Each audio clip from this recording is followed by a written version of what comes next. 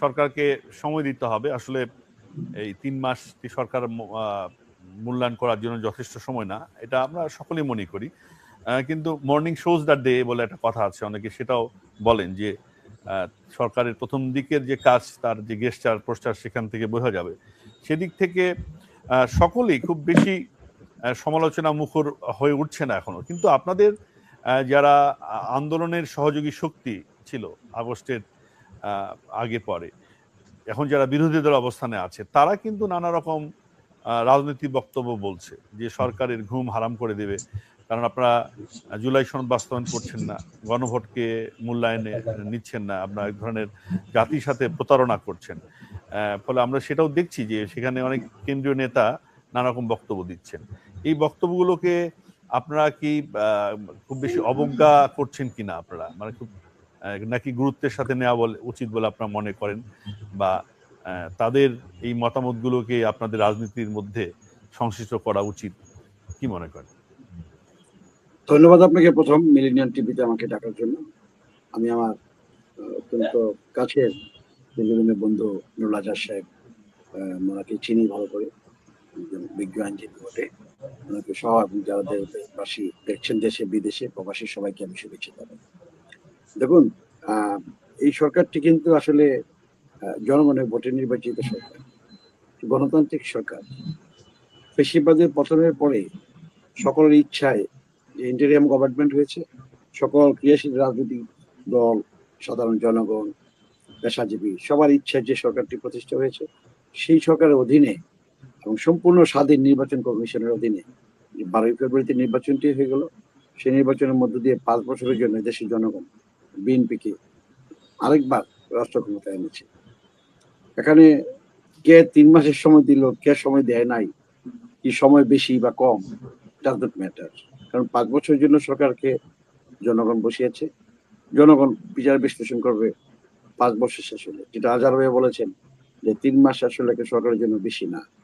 আমি সে কারণে বলছি যে কে বা কারা বলল এটা আমাদের সরকারের খুব বেশি যায় আসে না। তবে সরকারের ঘুম হারাম করে দিবে যে কথাটা বলেছে, সেটাতে আমার খুব হাসি পায় যে সরকার কিন্তু এমনি ঘুমায় না।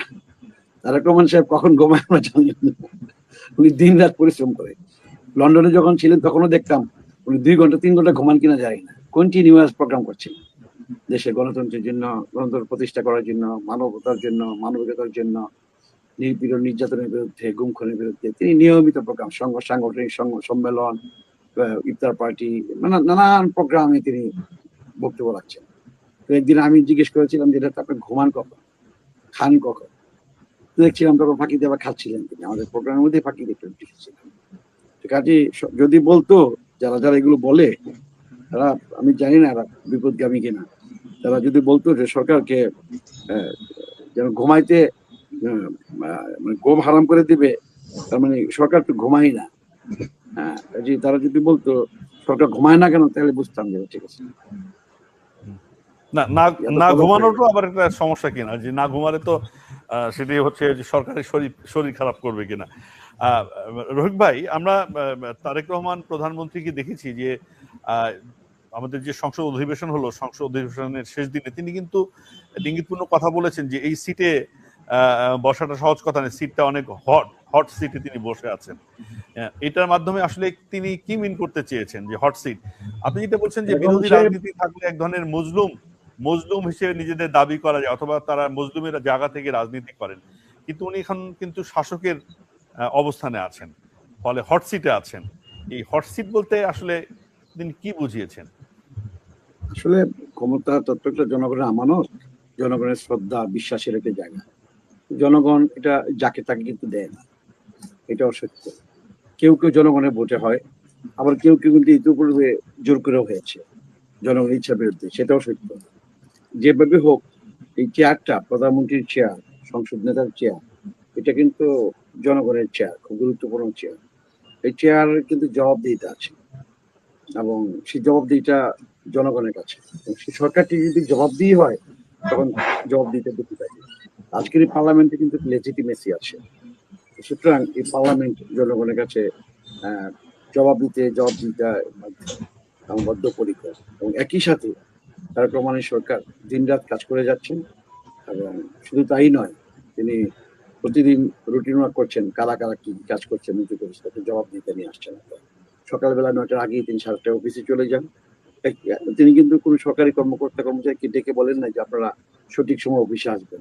সরকারি কর্মকর্তারা যারা অতীতে অনেক দেরি করে গেছে, কেউ 10টার সময় গেছে, কেউ 11টার সময় গেছে, আমরা দেখেছি। আমরা যদি কোনো অফিসে গেছি দেখা গেছে যে আসে নাই। কিন্তু এখন কিন্তু আমরা সেটা দেখতে পাচ্ছি না। আমরা দেখতে পাচ্ছি 9টার আগে অফিস করতেছে। বলতে হয় না। পরিবর্তন হয়ে গেছে।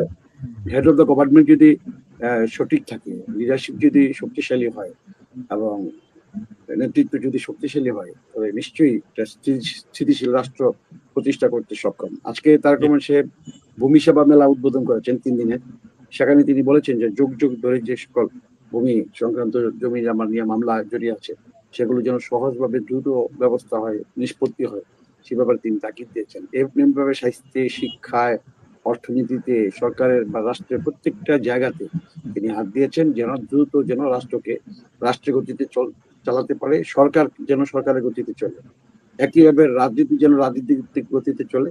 সে কারণে জি, তিনি রবি ভাই, সেভাবে আপনি কাজ বলছেন করছেন। কিন্তু কতগুলো ছোট এবং ছোট আমরা প্রশ্ন তারেক মানে রহমানের মধ্যে প্রশ্নগুলো জনগণের মাঝে আলোচিত হয়। এখন বলেন কেউ প্রতিহিংসার যে একটা ছাপ, প্রতিহিংসা যে থাকে রাজনীতিতে অতীতে, সে প্রতিহিংসার কোনো বক্তব্য আমরা আমাদের মাননীয় প্রধানমন্ত্রীর কাছ থেকে আমরা শুনি না।